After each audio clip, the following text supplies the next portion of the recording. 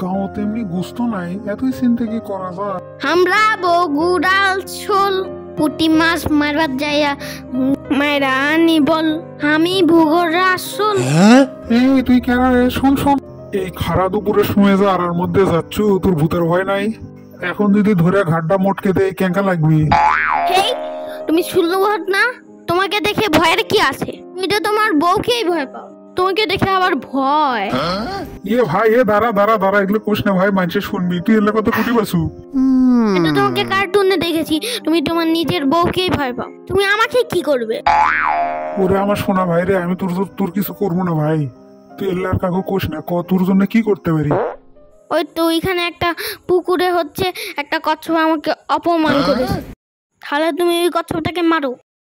এর তো কোনো ফেরা, তার বলে আবার অপমান, কিছু তো কওয়া যাবি না।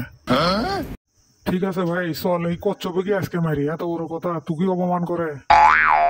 ঠিক আছে চলো, আবার কচ্ছপকে দেখে ভয় পেও না।